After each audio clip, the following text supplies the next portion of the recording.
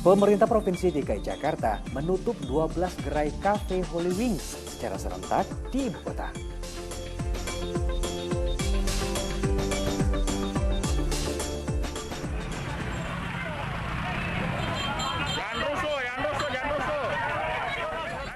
Tidak terima ditegur pengendara lain saat melawan arus lalu lintas, orang warga negara asing pengemudi minibus terlibat keributan hingga berakhir ricuh.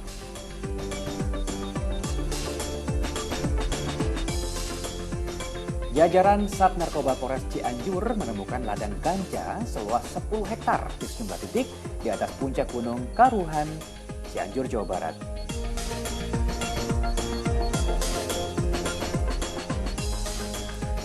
Sesosok mayat pria terbungkus karung yang terdapat bongkahan batu di dalamnya ditemukan mengambang di Kali Pesanggerahan Kebayoran Lama, Jakarta Selatan.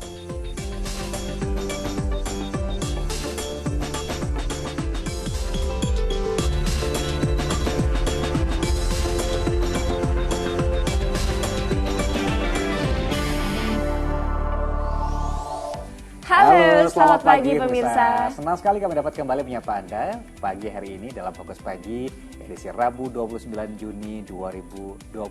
Bersama saya Jamie Darusman dan saya Sheila Purnama. Selama 1,5 jam ke depan kami akan hadir dengan rangkaian informasi dan peristiwa terbaru yang berhasil dihimpun tim redaksi kami hingga dini hari tadi. Langsung saja kita akan ke informasi yang pertama, silakan Jamie. Ya, kita mulai dari ibu kota di mana pemerintah Provinsi DKI Jakarta menutup 12 gerai sekaligus kafe Holy Wings secara serentak di ibu kota. Selain menuai kontroversi, Holy Wings juga dinilai melakukan penyalahgunaan izin.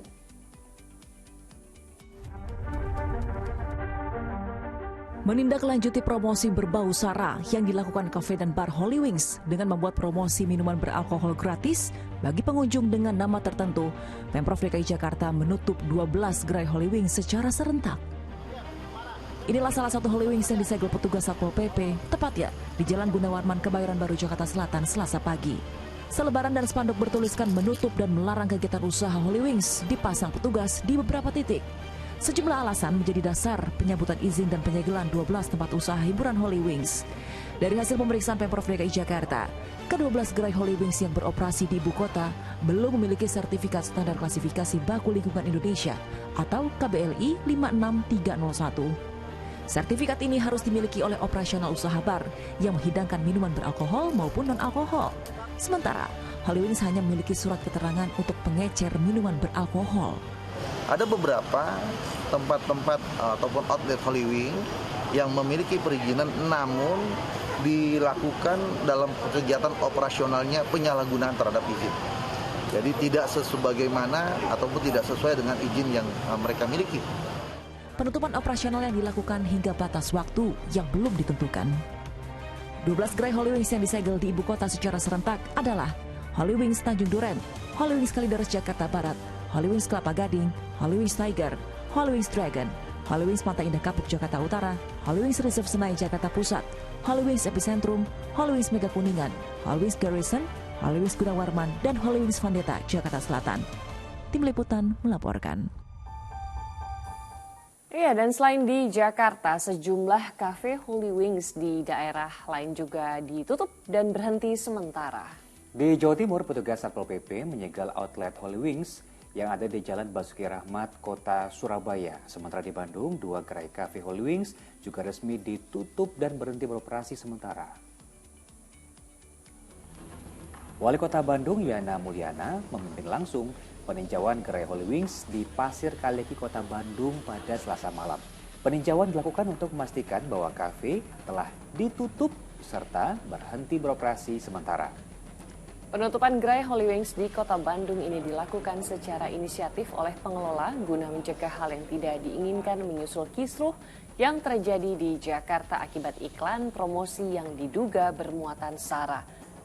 Selain di Pasir Kaliki, gerai Holy Wings lainnya di kawasan Karangsari, Kota Bandung juga ditutup hingga waktu yang belum ditentukan.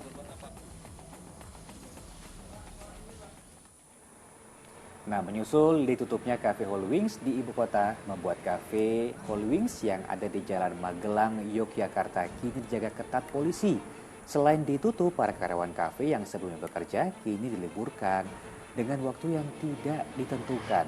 Meski telah ditutup, namun polisi tetap mengecek dan menjaga area sekitar kafe guna memastikan dan mengantisipasi hal yang tidak diinginkan.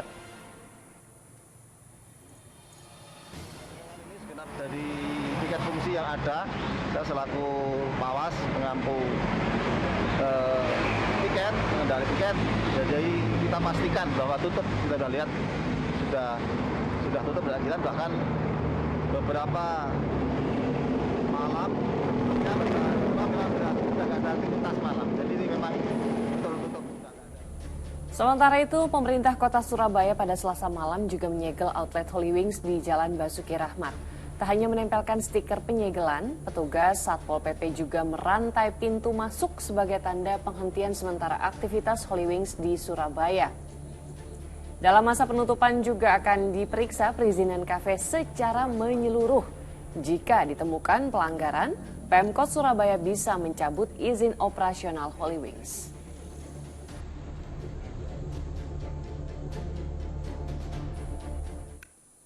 Baik, kita beralih ke informasi lainnya. Diduga tak kuat menanjak, sebuah truk mengalami remblong dan meluncur mundur hingga menghantam rumah dan sepeda motor di Sumedang, Jawa Barat. Meski bagian depan rumah rusak berat, pemiliknya selamat dari kecelakaan ini.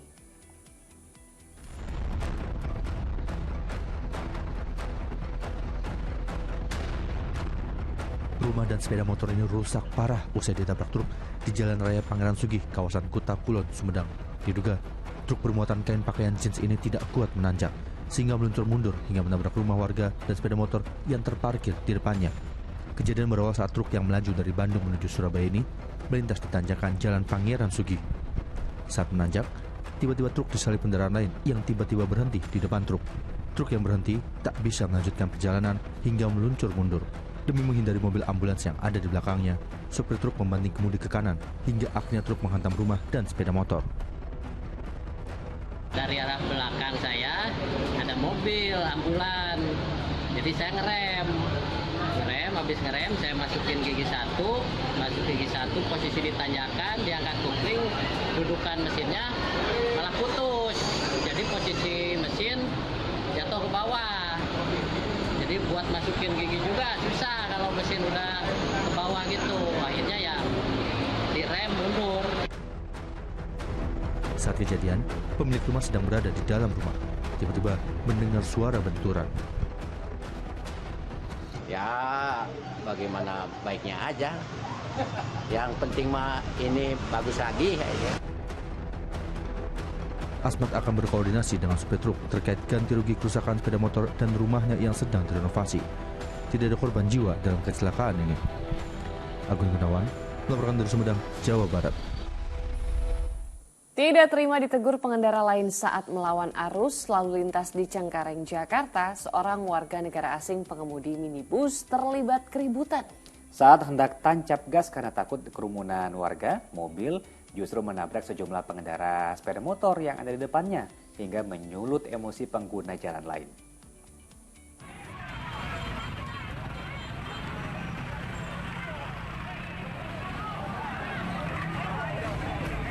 Emosi warga dan pengguna jalan tak terbendung saat melihat seorang WNA pengemudi mobil SUV menabrak sejumlah pengendara sepeda motor di Jalan Sumur Bor, Cengkareng, Jakarta Barat, Selasa sore. Bahkan warga makin beringas hingga merusak bagian depan dan belakang mobil. Sementara sang pemudi yang belum diketahui identitasnya tak luput menjadi bulan-bulanan masa di lokasi. Insiden bermula ketika minibus diduga melaju dengan melawan arus. Namun sang pengemudi justru terlibat keributan dengan pengendara lain lantaran tak terima ditegur. Takut dengan banyaknya warga dan pengguna jalan yang mengerumuninya, membuat WNA ini ketakutan dan tancap gas hingga bertabrakan dengan sejumlah pengendara motor di depannya. Langsung warga sini ngamuk gitu, pecahin kaca gitu kan. Nah, kita kan kondisi di depan dia ini. Nah, kita tahunya begitu, tiba-tiba dari belakang ada ngomongan, ayo buru-buru jalan. Suruh kita jalan cepetan. Karena banyak warga yang udah ini emosi ya Pak? Emosi itu. Jadi ini sopir sempat dipukulin Pak sama warga? Sempat dipukulin. Pihak kepolisian Satlantas Jakarta Barat yang tiba di lokasi telah mengevakuasi sopir ke rumah sakit terdekat. sementara kendaraannya dibawa petugas ke kantor Satlaka Lantas Jakarta Barat. Jayadi melaporkan dari Jakarta. Di informasi lainnya, video yang merekam aksi balap liar di jalur nasional Dendels, Kabupaten Tuban, Jawa Timur beredar di dunia maya. Tidak sebatas membahayakan pengguna jalan dengan balapan di jalan raya, pelaku juga melempari mobil yang melintas dengan batu.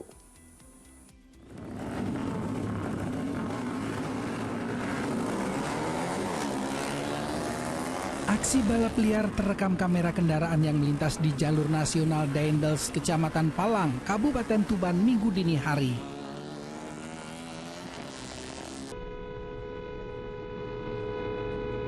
Seperti terekam dalam video ini, sejumlah pelaku balap liar yang hendak memacu sepeda motornya sempat bubar dan menepi mendengar klakson panjang pengguna jalan. Tapi bukannya menghentikan aksi balap liar, mereka justru melempari mobil dengan batu. Video ini lalu viral di media sosial. Aksi anarkis para pembalap jalanan tersebut meresahkan masyarakat. Pihak kepolisian Polres Tuban Selasa siang mengaku akan meningkatkan patroli di kawasan tersebut, khususnya pada Sabtu malam hingga Minggu dini hari. Petugas akan menindak tegas para pelaku balap liar yang terjaring. Oh, tidak akan ada lagi sosialisasi, edukasi juga tetap kita lakukan. Tapi kalau untuk sosialisasi atau kita tilang, tidak. Akan langsung kita berikan tindakan tegas, kita tilang untuk knalpot bolongnya harus diganti dengan knalpot sesuai standar. Karena sosialisasi sudah kita lakukan berulang-ulang. Selain meningkatkan patroli di luar wilayah perkotaan, seperti di kawasan Palang, petugas juga akan berkoordinasi dengan sejumlah pihak untuk bersama menghentikan aksi balap liar. Di antaranya dengan Forkopimcam, Dinas Perhubungan, serta tokoh masyarakat setempat. Sapari Ranuwijaya melaporkan dari Tuban, Jawa Timur. Selamat menunaikan ibadah sholat subuh untuk warga DKI Jakarta dan sekitarnya. Baik, kita lanjut informasi di pagi hari ini, pemirsa. Sebuah gudang tempat penyimpanan bahan baku kembang api di Madiun terbakar. Sementara di kawasan Delta, Silikon Bekasi, Jawa Barat, gedung produksi di pabrik pembuatan bingkai kayu juga ludes terbakar. Mangajam, kebakaran, mudah-mudahan mangajam sepuranaun itu loba korban, paringsan. Salah satu pabrik pembuatan bingkai kayu di kawasan Delta Silikon Cikarang Selatan Kabupaten Bekasi terbakar. Diduga api berasal dari adanya percikan api dari panel listrik yang mengalami korsleting listrik. Api langsung membesar dan menyambar ke seluruh bagian lantai 2 gedung produksi. Banyaknya material kayu dan kimia campuran bahan pengecatan membuat api sulit dipadamkan.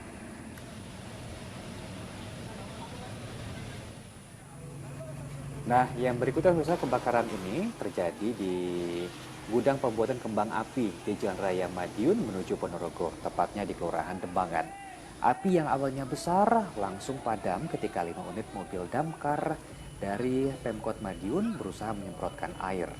Dugaan sementara kebakaran terjadi akibat panas dari sinar matahari yang membakar bahan baku petasan saat dijemur. Beruntung tak ada korban jiwa dalam peristiwa ini.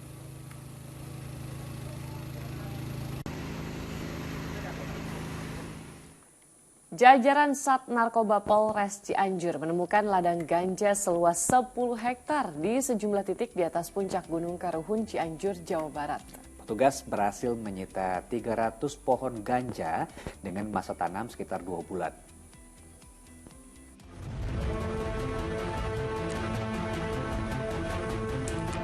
Inilah tanaman ganja yang ditanam di atas lahan seluas 10 hektar di Bukit Gunung Karuhun, Desa Cimenteng, Cianjur, Jawa Barat, Selasa siang.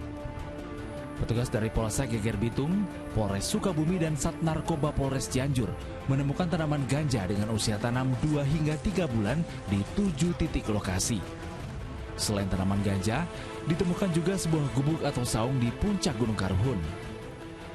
Jarak dari permukiman warga ke puncak Gunung Karuhun sejauh 6-7 km dengan waktu tempuh 2-3 jam untuk menuju lokasi lantaran kondisi jalan yang terjal.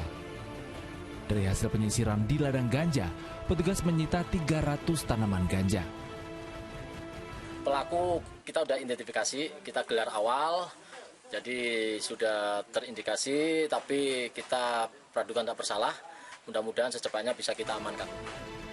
Hingga saat ini petugas kepolisian masih melakukan penyelidikan terkait tanaman ganja di atas puncak Gunung Karuhun. Rendra Gozali melaporkan dari Cianjur, Jawa Barat. Gara-gara menerobos lampu merah di Jalan Tambak Menteng, Jakarta Pusat, sebuah minibus menabrak dua pengendara motor di depannya hingga tercebur di selokan. Akibatnya, kedua pengendara motor menderita luka dan harus dilarikan ke rumah sakit.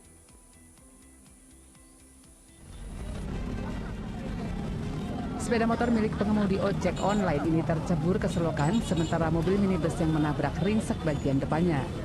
Kecelakaan itu terjadi lantaran pengemudi minibus yang melaju dari arah Manggarai menuju Menteng, Jakarta Pusat, nekat menerobos lampu lalu lintas di Jalan Tambak yang sudah berganti warna dari hijau ke merah. Akibatnya minibus itu menabrak dua sepeda motor di depannya yang sudah berhenti. Kencangnya benturan menyebabkan salah satu sepeda motor tercebur ke selokan, sementara kedua pengemudi motor menderita luka-luka. Kedua korban dievakuasi oleh warga dan langsung dilarikan ke Rumah Sakit Karolus. Mobil ini tahu-tahu dari sana nabrak ke sini langsung Nabrak dari mana? Dari sana? Langsung ke situ. Oh, ini dia kenceng apa gimana sih mobilnya? Ngebut. Nabrak berapa motor? Dua. Peristiwa kecelakaan dan proses evakuasi kedua kendaraan mengakibatkan kerumunan warga hingga memicu kemacetan. Petugas membawa kedua kendaraan ke unit laka Satwil Jakarta Pusat beserta pengemudi minibus yang hanya mengalami luka ringan. Abdul Haris melaporkan dari Jakarta. Kita beralih ke informasi lainnya, ada aksi nekat pengadangan truk oleh gerombolan remaja di kota Bekasi yang beredar di media sosial. Tanpa rasa takut, mereka mengadang truk yang sedang melintas dalam kecepatan tinggi. Ya, ini aksi berbahaya tersebut meresahkan pengendara dan pengemudi truk lantaran berpotensi menyebabkan kecelakaan.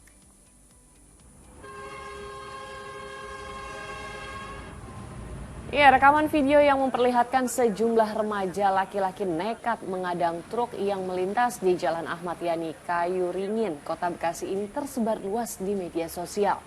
Para remaja itu kerap beraksi malam hari di tengah jalan yang ramai oleh kendaraan hingga membahayakan diri mereka sendiri dan pengguna jalan. Warga di sekitar lokasi kejadian mengaku sudah sering memperingatkan para remaja itu, namun mereka tidak menghiraukannya. Nah, diduga perbuatan itu dilakukan demi konten di media sosial dan adu keberanian. Warga berharap pihak berwenang segera mengambil tindakan tegas sebelum aksi nekat para remaja itu memakan korban jiwa seperti di daerah lain. Betul, padahal kasus ini sudah sering kali terjadi ya, Jamie. Kita kan ngeri, buat masalahnya buat apa? Satu kesian supir, nggak tahu mau, ya kan? Supir lagi naik jalan dari stop. Kalau ada risikonya kan supir. Masalahnya, ya nggak mungkin supir nggak salah, udah pasti salah. Kita menuju ke NTT, pemirsa. Kapal motor wisata Tiana yang mengangkut 18 wisatawan dan 6 ABK tenggelam di perairan Pulau Kambing, kawasan Balai Nasional Komodo. 2 wisatawan domestik pun meninggal dunia akibat kejadian ini.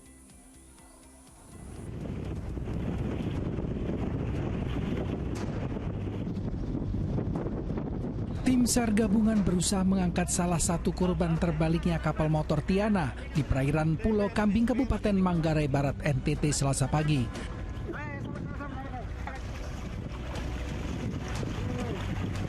Kapal motor Tiana sebelumnya mengangkut 24 orang penumpang dan 18 diantaranya merupakan wisatawan. Adapun hasil operasi SAR hari pertama di hari ini pada pukul 09.00, korban pertama berhasil ditemukan dalam keadaan meninggal dan korban yang kedua berhasil ditemukan pada pukul 10:10. Jadi jumlah korban keseluruhan itu berjumlah 24 orang. Dari 18 wisatawan, 2 diantaranya meninggal dunia, sementara 16 lainnya berhasil diselamatkan tim SAR.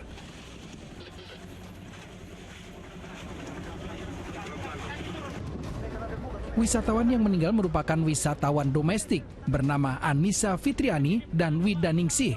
Setelah dievakuasi, 2 jasad korban disemayamkan di ruang jenazah Rumah Sakit Umum Daerah Komodo, Labuan Bajo. Sementara 1 orang wisatawan asal Denmark menderita luka berat pada bagian kaki. Saat ini dirawat di Rumah Sakit Siloam, Komodo.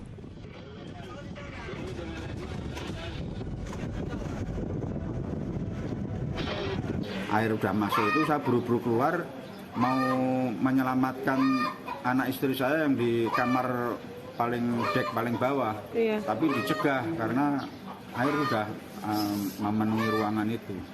Iya betul. Ya udah, saya hanya pasrah aja. Ini korban keluarga Bapak juga atau bagaimana? Ya, istri saya sama anak saya yang bungsu. Kecelakaan yang dialami oleh kapal motor Tiana terjadi pada pukul 5:30 pagi waktu Indonesia Tengah. Evakuasi terhadap korban dilakukan tim SAR mulai pukul 8 pagi waktu Indonesia Tengah. Kecelakaan kapal ini diduga karena cuaca buruk. Adrian Pantur melaporkan dari Manggarai Barat, Nusa Tenggara Timur. Dari Jawa Tengah, pemirsa, warga di pesisir pantai Nusa Kambangan, Kabupaten Cilacap berebut tumpahan minyak mentah. Diduga kapal tanker pengangkut minyak Pertamina bocor saat proses pengisian. Ratusan warga yang sebagian besar berprofesi sebagai nelayan saling berebut untuk mengais minyak mentah yang tumpah di sepanjang pantai Nusa Kambangan, Cilacap. Dengan menggunakan jerigen dan berbagai peralatan penampung, warga berupaya mengumpulkan tumpahan minyak. Diduga, minyak mentah yang tumpah di perairan Nusa Kambangan ini berasal dari kapal tanker pengangkut minyak Pertamina yang bocor saat proses pengisian. Hingga kini, belum ada pernyataan dari pihak Pertamina terkait penyebab bocornya kapal tanker. Untuk bocornya kenapa ini kami masih dalam penyelidikan ya, investigasi kita gitu. Hingga Selasa sore, tumpahan minyak di perairan Nusa Kambangan Cilacap telah berhasil dibersihkan. Mardianto melaporkan dari Cilacap, Jawa Tengah. Masih dari Jawa Tengah, banjir bandang menerjang permukiman warga di Desa Tunjung Rejo, Kecamatan Margoyoso. Curah hujan yang tinggi membuat tanggul sungai jebol hingga puluhan rumah warga rusak.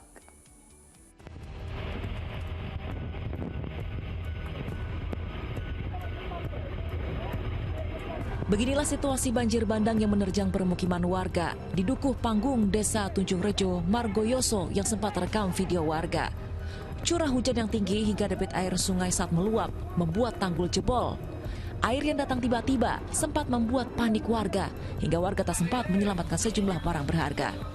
Ketinggian banjir bandang sempat mencapai 60 cm. Terus tanggul terus jebol, keadaan mendadak air sungai meluap sangat deras sekali. Jadi sekitar jam 10 itu ya terjadi banjir besar. Untuk mengantisipasi banjir susulan, pemerintah setempat berupaya membuat tanggul sementara. Kita minta karung pasir, sudah diberikan sementara 1.500, dan ini saya koordinasi dengan teman-teman Pasopati Kecamatan Margoyoso untuk pengisian karena kita terbatas tidak ada tanah. Artinya kalau ada tanah kita ngambil di sini juga gembur.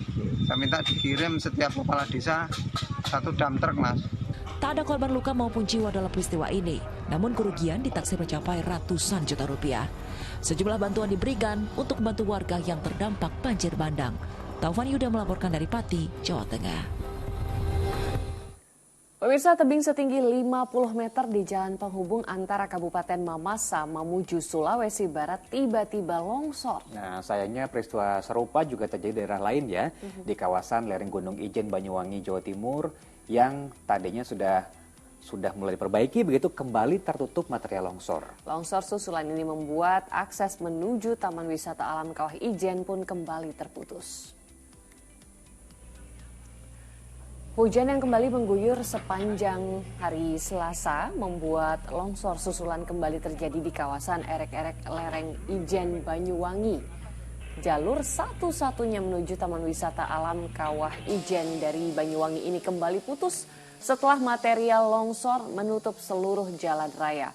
Selain mengerahkan 5 alat berat, ratusan warga juga ikut membantu petugas gabungan untuk melakukan pembersihan material longsor. Sementara di Sulbar, Sulawesi Barat, tebing setinggi 50 meter lebih di jalan penghubung antara Kabupaten Mamasa menuju tiba-tiba longsor di Kecamatan Tabulahan. Akibatnya ratusan kendaraan pribadi maupun angkutan umum terjebak longsor dari 2 arah.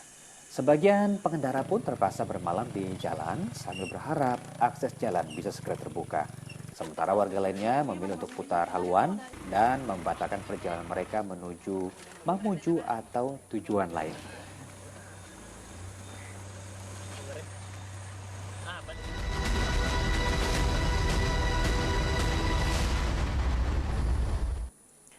Kita beralih ke informasi dari lapangan hijau. Borneo FC berhasil mengalahkan Rans Nusantara dengan 3 gol tanpa balas. Hasil ini sekaligus memupuskan harapan Rans untuk melaju ke perempat final Piala Presiden 2022.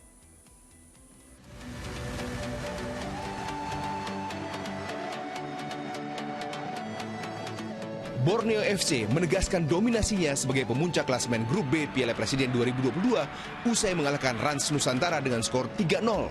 Tampil di kandang sendiri, Pesut Etam tampil atraktif dan menguasai jalannya babak pertama. Tim asuhan Milomir Seslia hampir membuka skor pada menit ke-33. Sepakan melambung Mateus Pato hanya menerpa mistar gawang. Terence Puhiri yang menyambut bola liar juga gagal memasukkan bola.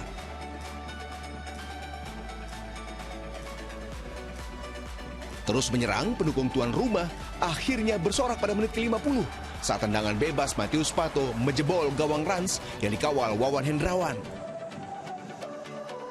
Unggul 1 gol tak membuat Pesut Etam mengendurkan serangan.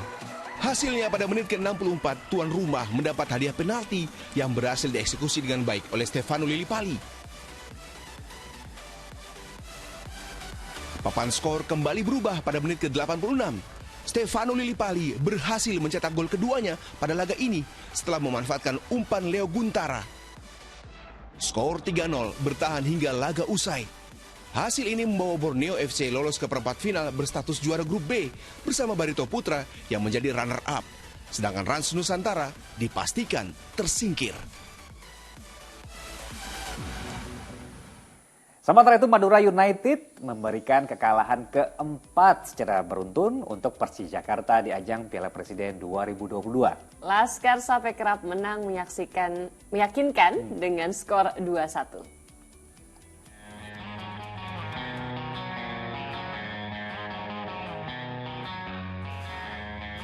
Madura United tampil percaya diri sejak awal laga kala menghadapi Persija Jakarta di Stadion Segiri Samarinda Selasa malam. Baru 10 menit laga berjalan, Vivaldi Bawo hampir membawa Madura United unggul. Namun sayang, sepakannya masih bisa diamankan kiper Persija, Rizky Sudirman. Persija bukan tanpa peluang. Macan Kemayoran yang berotasi pemain pada laga beberapa kali mengancam gawang Laskar Sape Kerap. Namun lemahnya penyelesaian akhir membuat berbagai peluang terbuang percuma. Bomber Gae, Beto Goncalves akhirnya berhasil membawa Madura United unggul 1-0 di penghujung babak pertama. Tandukan yang meluncur deras ke gawang tanpa bisa dihalau kiper Persija. Pada paruh kedua, Macan Kemayoran banyak menyerang dari sisi kanan mengandalkan kecepatan Rico Simanjuntak.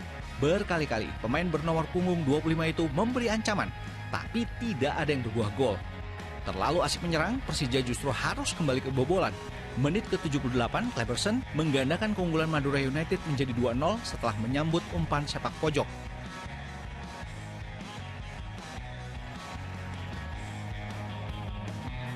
Persija akhirnya bisa memperkecil kedudukan 2 menit jelang waktu normal berakhir. Aksi individu Frankie Misa berhasil mengecoh lini belakang Madura United dan membuahkan gol. Skor 2-1 untuk kemenangan Madura United tak berubah hingga akhir laga.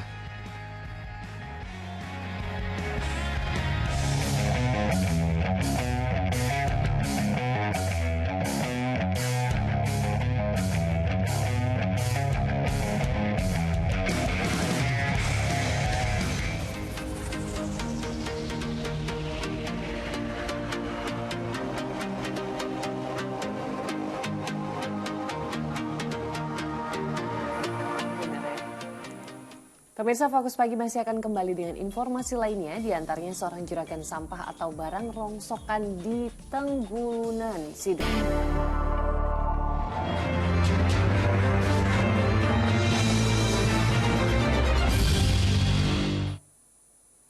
Kembali bersama kami di Fokus Pagi, pemirsa. Misteri tewasnya seorang wanita di kamar mandi sebuah villa di Pasuruan, Jawa Timur akhirnya terkuak. Ternyata korban dibunuh oleh suaminya lantaran dibakar api cemburu.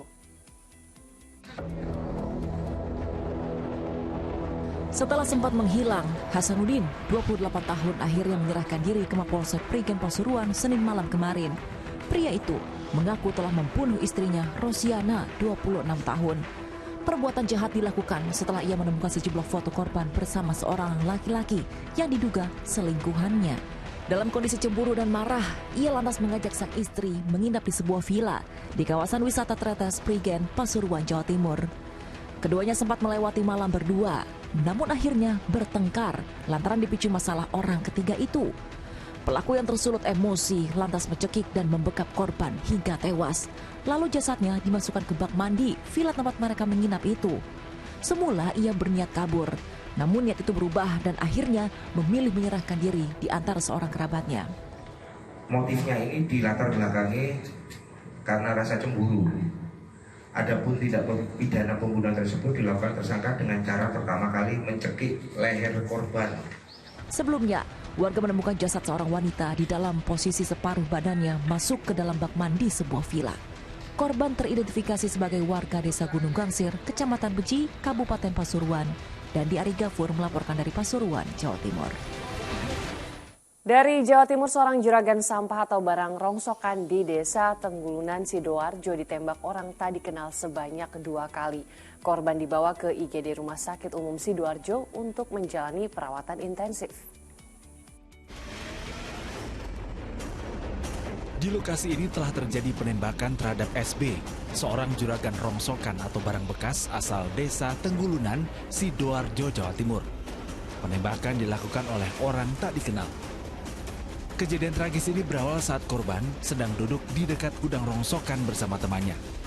Tiba-tiba ia dipanggil 2 orang yang berboncengan dengan motor. Setelah berbincang, tiba-tiba pelaku mengeluarkan senjata api dan menembak SB sebanyak 2 kali dan mengenai bahu kiri serta leher.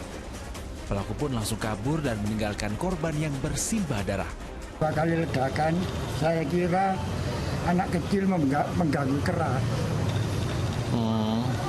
Tidak tahunya ada yang teriak, mekik-mekik. Minta tolong gitu? Iya, minta tolong. Korban pun dilarikan ke IGD RSUD Sidoarjo untuk mendapatkan perawatan medis. Tetapi untuk kondisi daripada korban sampai dengan saat ini masih krisis. Kemudian untuk proyektil kita ambil di dada sebelah kiri, jadi yang tembus dada itu ada proyektilnya, berarti kita amankan. Sementara untuk yang proyektil satunya belum kami dapatkan. Polisi berharap kondisi korban segera membaik dan bisa dimintai keterangan. Eko Yudo melaporkan dari Sidoarjo, Jawa Timur. Pemirsa, sesosok mayat pria terbungkus karung ditemukan mengambang di Kali Pesanggerahan Kebayoran Lama, Jakarta Selatan. Di dalam karung, petugas juga mendapati beberapa bongkahan batu yang diduga sebagai alat pemberat.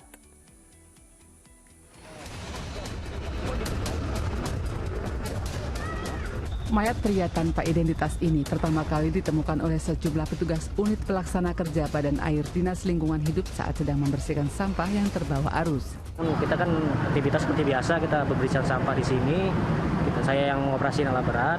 Juga tuh ada posisi karung di bawah. Sampai kita posisi kerja ya, kita garuk gitu. Karungnya di buket. Nah, bapak ini ngecek kayak bentuk manusia awalnya diduga gitu seperti itu.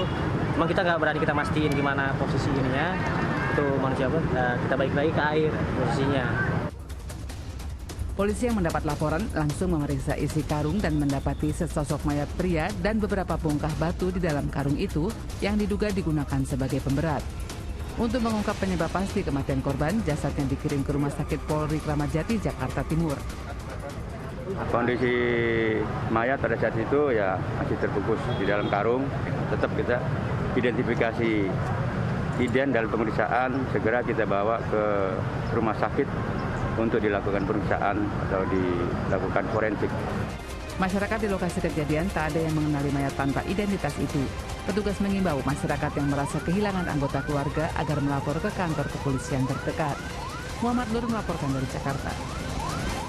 Seorang pria di Probolinggo, Jawa Timur tewas di pinggir jalan dan jasadnya susah dikenali.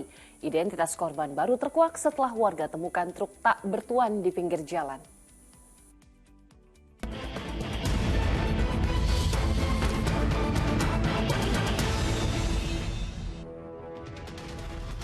Mungkin ada yang tahu, ada yang kenal.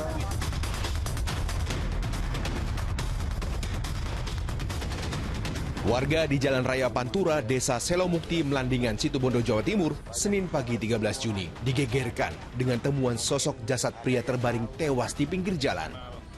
Korban ditemukan dalam kondisi mengenaskan, wajah membiru serta ditemukan luka bekas jeratan di leher. Tak ditemukan selembar identitas apapun di tubuh korban. Jasad diotopsi di RSUD Dr. Abdurrahim dan hasilnya korban diketahui tewas karena penganiayaan. Ya memang karena korban ini ditemukan di pinggir jalan, kemudian info sementara ditemukan di Probolinggo Kota, di Mayangan. Ya, ada kemungkinan ini merupakan ada upaya ya mungkin perampokan. Kasus kematian misterius itu perlahan terkuak setelah warga kemudian menemukan truk tak bertuan dan tanpa muatan di pinggir jalan di Kecamatan Mayangan, Kota Probolinggo yang ternyata milik korban. Jasad korban berhasil dikenali setelah pihak keluarga mendatangi Mapolres Situbondo. Korban diketahui bernama Samsul Riyadi, warga asal Lombok Barat yang berprofesi sebagai supir truk. Pihak keluarga menyebut sebelum tewas, korban sedang membawa muatan 21 ton jagung. Berbekal jejak inilah, polisi akhirnya berhasil meringkus pelaku pembunuhan bernama Muhammad Rizal yang merupakan teman korban. Motifnya, tersangka ingin menguasai barang yang dibawa korban untuk dijual dan hasilnya akan digunakan untuk merenovasi rumah di kampung halamannya di Lombok Barat, Nusa Tenggara Barat. Dengan alasan ekonomi, kebutuhannya dia membutuhkan sejumlah uang untuk membangun sebagian rumahnya yang masih belum selesai. Saat itu yang bersangkutan terpikir untuk mendapatkan uang, dan saat itu dia melihat korban mengajak yang bersangkutan untuk ikut tumpangannya karena yang bersangkutan sudah ada rencana ingin ke suatu daerah di daerah Probolinggo. Peristiwa bermula saat Syamsul Riyadi sedang bersama 3 temannya membawa muatan jagung ke Surabaya. Saat di Pelabuhan Gili, korban yang baru 6 bulan kenal dengan tersangka menawari tumpangan ketika tersangka ingin mencari pekerjaan di Surabaya. Di perjalanan, 3 rekan Syamsul Riyadi melanjutkan perjalanan dengan naik bus. Di saat itulah muncul niatan tersangka Rizal untuk menghabisi nyawa korban. Jasad korban lalu dibuang di pinggir jalan. Tersangka membawa truk dan muatan jagung dijual kepada seorang pembeli seharga 70 juta rupiah. Truk lalu ditinggal di pinggir jalan dan tersangka kabur ke sebuah hotel di Surabaya. Tersangka yang berusia 24 tahun dijerat pasal 365 ayat 3 tentang perbuatan pidana hingga menyebabkan kematian seseorang dengan ancaman 15 tahun penjara. Bila terbukti pembunuhan dilakukan berencana, tersangka terancam penjara seumur hidup. Tim Liputan melaporkan. Kita ke informasi lain pemirsa, seorang disc joki wanita bersama 3 rekannya diringkus petugas saat menggelar pesta narkoba. Saat digeledah, polisi menyita barang bukti sabu dan obat psikotropika. Seorang DJ atau disc joki berinisial AC bersama 3 rekannya hanya bisa tertunduk saat digiring petugas di kantor Polres Metro Jakarta Selatan Selasa siang. Para pengguna sabu ini ditangkap di sebuah rumah indekos di kawasan Kemang, Jakarta Selatan saat menggelar pesta narkoba. Saat digeledah, polisi menyita barang bukti sabu seberat 0,71 gram, alat hisap atau bom, dan 10 butir obat psikotropika. Menurut pengakuan tersangka AC, ia telah mengonsumsi sabu sejak 2018 lalu untuk mendapatkan ketenangan, kepuasan, dan perasaan bahagia.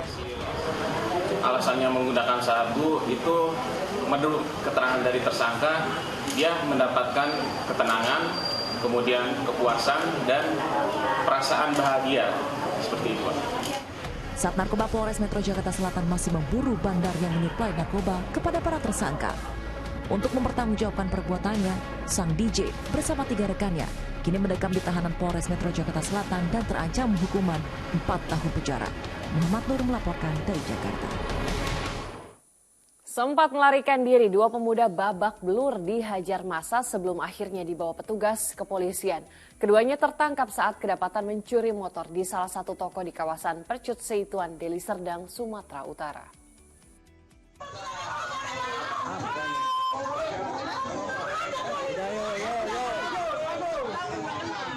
Dari video amatir warga terlihat dua orang pemuda babak belur dihajar massa usai kedapatan mencuri di kawasan Batang Kuis, Deli Serdang, Sumatera Utara.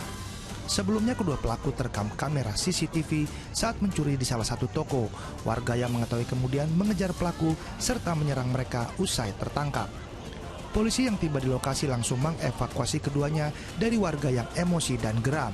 Keduanya kini harus mendekam di sel tahanan Polsek Percut Seituan.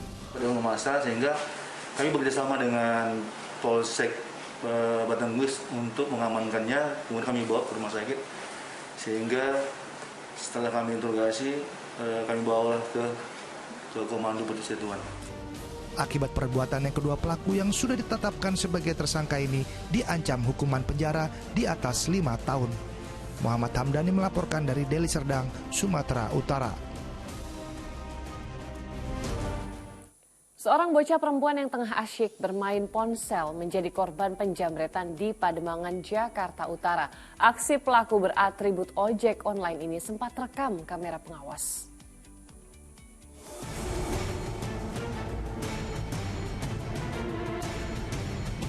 Inilah rekaman kamera pengawas CCTV saat pelaku jambret yang menggunakan sepeda motor dan beratribut ojek online melancarkan aksinya. Saat itu korban yang masih berusia 8 tahun tengah asyik bermain ponsel di depan rumahnya, 314 Jalan Pademangan 4, Pademangan, Jakarta Utara. Terlalu asyik bermain ponsel, korban tidak menyadari sedang diintai pelaku yang beraksi saat melintas untuk kedua kalinya. Pelaku pun langsung menjambret ponsel korban dan berhasil kabur. Ditemui di lokasi kejadian Selasa petang, warga mengaku peristiwa itu terjadi akhir pekan kemarin. Aksi tersebut baru diketahui warga setelah mendengar teriakan korban. Nah, si anak nih keluar sama mamanya nih, ojol lewat sana. Gitu. Dia putar balik ke sini, mamanya masuk ke dalam sebentar, udah kejadian. Akibat peristiwa tersebut, korban mengalami kerugian 1 ponsel dengan nilai 3 juta rupiah.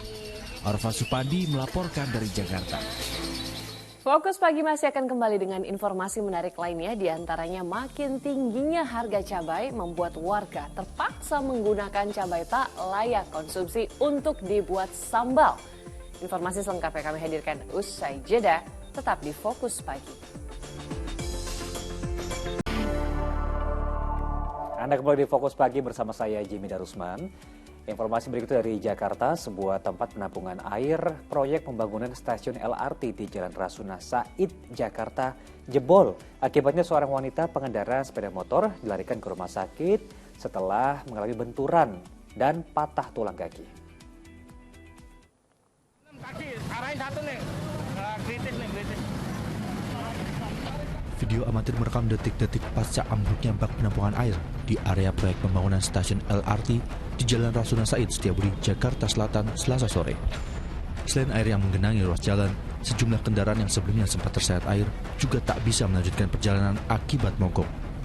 Bahkan, seorang wanita pengendara sepeda motor terpaksa dilarikan ke rumah sakit akibat mengalami patah tulang bagian kaki setelah tubuhnya terbentur pagar proyek. Selain korban patah kaki, 2 pengendara lain juga mengalami luka ringan dalam kejadian ini. Belum diketahui penyebab pasti jebolnya bak penampungan ini, namun diduga bak penampungan mengalami retak sehingga tak mampu lagi menahan beban. Ya, prosesnya juga kurang tahu, tadi langsung bunyi geruduk langsung jebol. Termasuk banyak yang luka, termasuk banyak saya juga gitu. Itu ada berapa kendaraan Bang yang jatuh? Wah, kurang tahu juga, mungkin banyak juga. Banyak juga teman saya juga. Untuk Abang lukanya berapa? Luka saya nggak terlalu parah sih, saya motor doang ringsek masuk ke situ ke dalam. Petugas kepolisian yang tiba di lokasi langsung melakukan sterilisasi area dengan memasang garis polisi guna kepentingan penyelidikan. Kasusnya kini ditangani Polsek Metro Setiabudi. Muhammad Nur melaporkan dari Jakarta.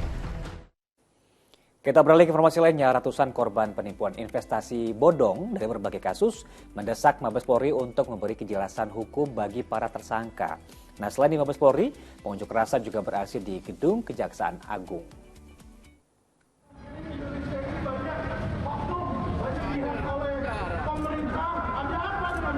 Mengusung berbagai spanduk, ratusan korban penipuan investasi bodong menggelar unjuk rasa di depan Mabes Polri Jakarta Selatan pada Selasa siang. Para korban dari berbagai kasus ini mendesak kepolisian memberikan kejelasan hukum atas status para pelaku yang telah ditetapkan sebagai tersangka, namun belum juga disidangkan. Para korban yang berunjuk rasa berasal dari berbagai daerah di Indonesia. Dalam orasinya, para korban merasa kecewa dengan proses penegakan hukum karena sampai saat ini belum ada satupun kasus investasi bodong yang disidang di pengadilan. Proses penegakan hukum investasi bodong yang besar, tidak ada satupun yang disidangkan. Jadi dari Indosuria itu lepas, akhirnya berarti kan nggak disidangkan dari sampai 21. KSP SBY sampai sekarang juga nggak ada tersangka. Ya, Mina Padi, Narada itu juga nggak ada tersangka.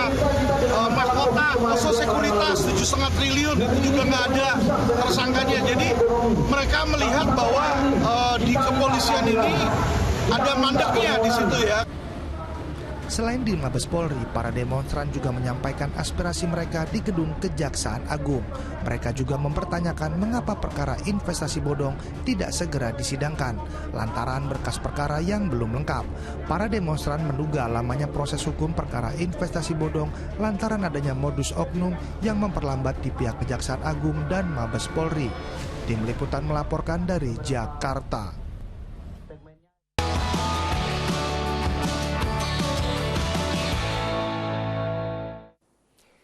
Pemirsa, jelang Lebaran Haji atau Idul Adha, harga jual cabai merah terus mengalami peningkatan hingga mencapai Rp120.000 per kilogram. Cuaca buruk dan minimnya pasokan cabai diduga jadi faktor utama kenaikan harga komoditi tersebut di pasar tradisional di sejumlah daerah.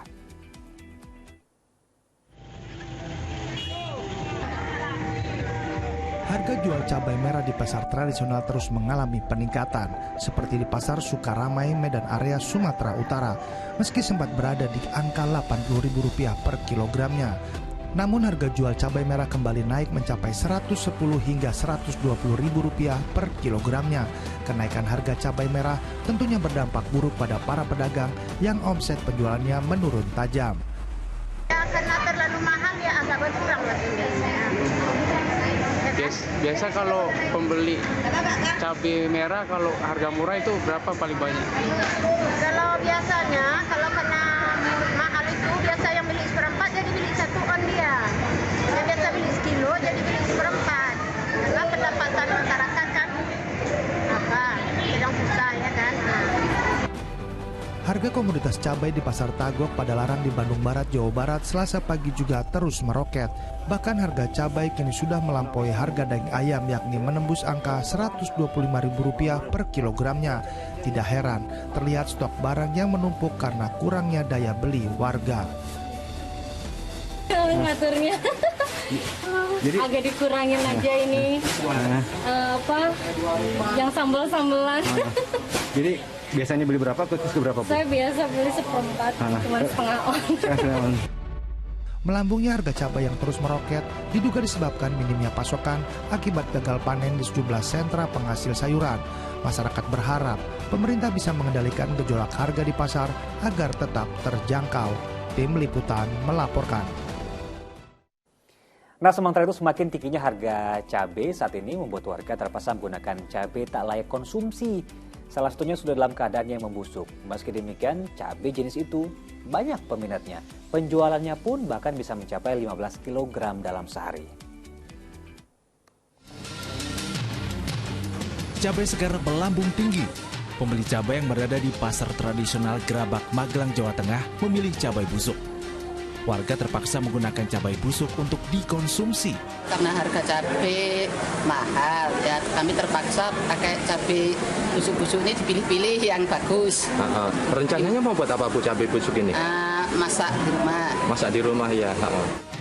Dipilihnya cabai busuk tersebut karena harganya jauh lebih murah bila dibandingkan dengan cabai segar. Untuk jenis cabai busuk berada di kisaran harga antara Rp12 hingga Rp20.000 per 1 kg. Sementara untuk harga cabai merah keriting segar di pasar Gerabak Magelang saat ini di angka Rp80.000 per 1 kg. Harga cabai rawit Rp90.000 per kilogramnya. Ya kadang-kadang 20 kilo, kadang-kadang 15 kilo. Biasanya buat apa sih Bu cabai busuk itu sama orang-orang? Buat sambal. Buat sambal ya. Cabai busuk yang dikonsumsi oleh pembeli tersebut merupakan cabai yang terkena hama. Saat dijual di pasar tidak laku dijual, sehingga cabai-cabai tersebut dipisahkan dengan cabai yang segar dan dijual dengan harga yang lebih murah. Wahyudiono melaporkan dari Magelang, Jawa Tengah.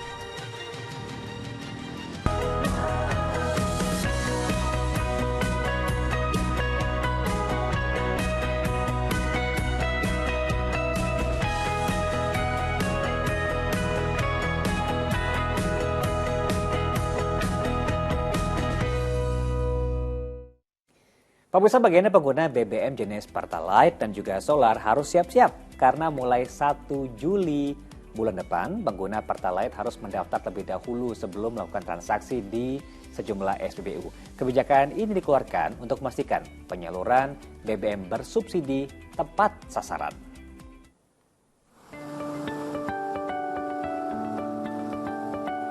Pertamina berencana mengatur pembelian BBM subsidi. Mulai 1 Juli mendatang, pengguna Pertalite ataupun solar subsidi harus mendaftar terlebih dahulu melalui aplikasi atau laman My Pertamina. Setelah mendaftar dan terverifikasi, masyarakat baru bisa melakukan transaksi di SPBU. Namun, jika tidak mendaftar, konsumen akan diarahkan untuk membeli BBM jenis lain non-subsidi. Kebijakan ini dilakukan untuk menyaring pengguna Pertalite dan solar subsidi agar lebih tepat sasaran dan memastikan ketersediaan kuota bahan bakar.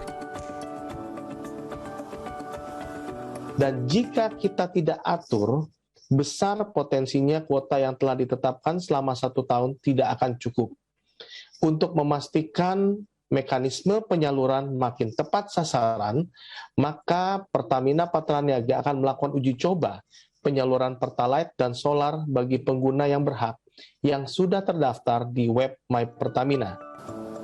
Rencana kebijakan ini ternyata menuai pro dan kontra dari masyarakat yang menggunakan BBM bersubsidi. Ya susah sih Kak kalau kayak gitu, maksudnya kasihan rakyat kecilnya yang nggak ngerti, yang orang-orang tua gaptek gimana sih nggak bisa beli Pertalite dong, harus Pertamax. Sedangkan Pertamax harganya mahal bener, nggak sesuai kantong. Iya. Tanggapannya sih setuju gitu, cuma terkecuali nih ya Mbak, gitu kan kita juga belum tahu nih sistemnya bagaimana gitu, dan mengetahui bahwa itu tepat sasaran atau tidak tepat sasarannya kan kita juga nggak tahu dari mana. Cara untuk mendaftarnya seperti apa menyertakan nomor KTP atau nomor kendaraan atau merek atau jenis kendaraannya kita juga belum ngerti. Untuk tahap pertama, Pertamina akan mulai melakukan uji coba di 11 kota kabupaten yang ada di 5 provinsi, yaitu Kota Bukit Tinggi, Kabupaten Agam, Kabupaten Padang Panjang, Kabupaten Tanah Datar, Kota Banjarmasin, Kota Bandung, Kota Tasikmalaya, Kabupaten Ciamis, Kota Sukabumi, Kota Manado, dan Kota Yogyakarta. Pendaftaran bisa dilakukan melalui aplikasi My Pertamina atau melalui laman My Pertamina di www.subsiditepat.mypertamina.id. Tia Anissa dan Damar Galih melaporkan dari Jakarta. Pemirsa, diduga keluar dari habitatnya untuk cari makan, kawanan kera masuk ke permukiman elit di kawasan Penjaringan, Jakarta Utara. Kita simak informasinya usai jeda berikut.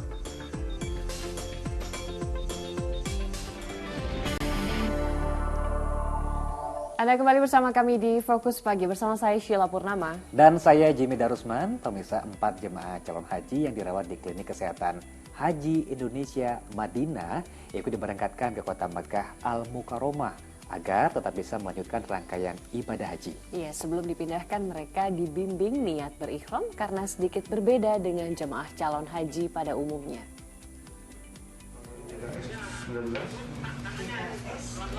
4 pasien KKHI Madinah, yakni 3 perempuan serta seorang pasien laki-laki, diberangkatkan ke KKHI Mekah jelang pelaksanaan puncak ibadah haji yang dimulai pada 8 Juli 2022 mendatang. Sebelum dipindahkan, para jemaah calon haji mendapat bimbingan niat berihram karena berbeda dengan jemaah calon haji pada umumnya.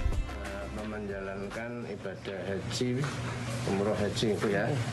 Nanti saya tonton, tinggal ngikuti. Bagi jemaah calon haji yang sakit, niat ihram yang digunakan yakni istirot atau ihram bersyarat.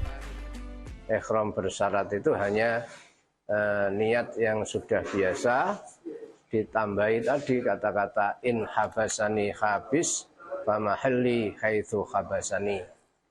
Intinya jika nanti sewaktu-waktu di perjalanan ada penghalang seperti sakit tadi tidak bisa meneruskan prosesi manasik berikutnya, maka disitulah dia akan tahallul. Tahallul berarti yang terkait dengan larangan-larangan ihram sudah free, sudah bebas ya. Untuk memindahkan jemaah calon haji yang sakit, KKHI Madinah menyediakan 2 ambulans berikut petugas pendampingnya.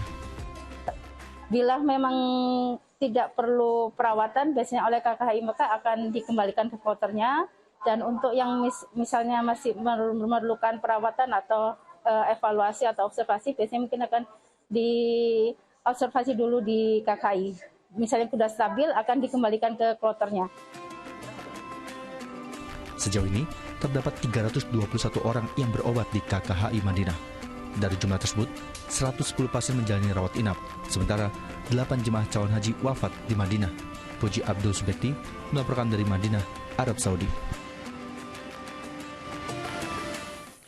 Kita ke informasi selanjutnya, pemirsa. Di sela-sela KTT G7 di Elmau, Presiden Joko Widodo melakukan 9 pertemuan bilateral. Berbagai agenda dibahas, terutama terkait ancaman krisis pangan dunia sebagai dampak perang Rusia dan Ukraina. Berikut adalah keterangan Menteri Luar Negeri Retno Marsudi. Bapak Presiden juga melakukan sekitar 9 pertemuan bilateral, yaitu dengan PM India, Presiden Perancis, PM Kanada, Kanselir Jerman, PM Inggris, PM Jepang, Presiden Komisi Eropa, Presiden Dewan Eropa, dan Managing Director IMF. Selain membahas isu penguatan kerjasama bilateral, isu terkait perang di Ukraina dan dampaknya terhadap rantai pasok pangan dunia dibahas hampir di semua pertemuan bilateral tersebut. Selanjutnya, Presiden akan meneruskan perjalanan ke Ukraina melalui. Beralih ke informasi lain, pemirsa, seorang ibu rumah tangga yang meminta dilegalkannya ganja untuk medis guna pengobatan anaknya, Selasa siang akhirnya bertemu dengan Wakil Ketua DPR RI Sufmi Dasko di ruang kerjanya. Hasil pertemuan, Sufmi akan melanjutkan aspirasinya hingga ke sidang paripurna. Santi Warastuti, ibu rumah tangga yang aksinya di Car Free Day, meminta dilegalkannya ganja medis untuk pengobatan anaknya. Selasa siang bertemu Wakil Ketua DPR RI Sufmi Dasko di ruang kerjanya lantai 4 Gedung Nusantara, Jakarta Pusat. Kedatangan Santi yang didampingi kuasa hukumnya guna meminta bantuan DPR membuat regulasi legalisasi penggunaan ganja untuk medis guna pengobatan anaknya dan anak lainnya yang menderita kejang-kejang. Atas permohonan tersebut, Sufmi Dasko berjanji akan meneruskan aspirasi Santi hingga ke rapat paripurna. Terutama untuk mengatasi kejangnya, Pak. Yang utama itu, karena setiap anak CP itu hampir semua disertai kejang. Setiap kejang terjadi, pasti anak akan mengalami kemunduran. Dan itu sangat menyakitkan bagi kami, karena untuk maju sedikit saja itu susah, apalagi disertai kejang. Makanya saya untuk memohon kepada pemerintah untuk dibuatkan regulasi dan nanti pemakainya pun terawasi gitu. Saya belum dengar ya, karena ini kan kita baru saja, tapi ya namanya juga aspirasi, semua aspirasi harus kita akomodir, baik yang pro maupun kontra. Ya saya lihat memang ada hal yang mendesak, tapi semua juga harus dipertimbangkan dengan baik. Nah sehingga nanti kita akan serahkan apapun itu nanti dengan rapat dengar pendapat, mudah-mudahan. Di informasi lainnya, kawanan kera masuk ke perumahan elit penjaringan Jakarta Utara. Diduga kawanan kera berasal dari Taman Suaka Marga Satwa Muara Angke yang keluar dari habitatnya untuk mencari makan. Kawanan kera liar ekor panjang memasuki perumahan mewah di Kompleks Pluit Karang Asri, Penjaringan Jakarta Utara, Selasa petang. Kawanan kera itu terlihat berada di atap rumah warga, bahkan melompati atap-atap rumah lainnya. Sejumlah warga menduga kawanan kera ini berasal dari Taman Suaka Marga Satwa Muara Angke yang lokasinya tidak jauh dari perumahan mewah ini. Biasanya, mereka keluar dari habitatnya untuk mencari makan. Warga juga mengaku resah akan keberadaan hewan primata liar ini karena tak hanya membuat rusak atap rumah, namun juga kerap mengacak-acak tong sampah dan jemuran pakaian. Terus nyuci, pas saya tengok baju udah dibawa semua, pada kotor lagi. Saya nyuci 2 kali. Kalau nggak ditungguin ya kayak gitu. Warga berharap pihak terkait dapat mengatasi permasalahan ini agar kejadian serupa tidak terulang. Arwah Supandi melaporkan dari Jakarta. Pemirsa, Kebun Binatang Surabaya atau KBS kini memiliki puluhan anggota keluarga baru berupa bayi-bayi komodo yang lahir melalui proses inkubasi telur. Ya, menetaskan sekaligus 29 telur komodo merupakan keberhasilan bagi KBS sebagai tempat konservasi dan pengembangan biakan satwa dilindungi asli Indonesia tersebut. Inilah satu dari 29 ekor anak komodo yang berhasil ditetaskan melalui proses inkubasi 40 butir telur komodo di Kebun Binatang Surabaya. Anak-anak komodo ini kini dirawat dalam kandang khusus yang diberi media pasir dan lampu penghangat. Mereka juga diberi makan 2 kali seminggu dengan menu daging sapi atau ayam yang dicincang ditambah telur ayam. Tak heran ke-29 ekor anak komodo tersebut kini kondisinya tampak sehat dan aktif. Bayi-bayi komodo yang ada di KBS ini saya rasa penanganannya sudah sangat bagus. Ini saya lihat tadi ada ruangan khusus untuk bayi-bayi, perawatan bayi mungkin nanti di sini jadi tidak ada kepunahan. Jadi ada generasi-generasi lagi komodo karena kita tahu komodo kan sudah agak punah. Upaya KBS menetaskan 40 butir telur dari sepasang indukan komodo merupakan bagian dari upaya pengembangbiakan satwa dilindungi asli Indonesia ini. Itu 29 ekor dari 40 butir telur yang kita inkubasi. Sisanya itu nggak jadi atau memang rusak? Sisanya itu memang rusak, jadi ada beberapa faktor yang mempengaruhi kerusakan dari telur itu. KBS bisa dibilang sukses menjadi tempat konservasi komodo. Dengan hadirnya 29 ekor anak komodo, jumlah komodo di KBS menjadi 130 ekor. Rahmat Hidayat melaporkan dari Surabaya, Jawa Timur. Dan pemirsa, laporan tadi sekaligus menutup kebersamaan kita dalam Fokus Pagi hari ini. Jangan lupa untuk tetap kencangkan prokes protokol kesehatan. Kita bisa saksikan juga info terkini cegah corona hanya di video. Caranya? Unduh aplikasinya sekarang. Dan pemirsa, ayo dukung operasi katarak, hernia, donor darah dan hitan gratis bagi warga tidak mampu di sejumlah tempat di Indonesia.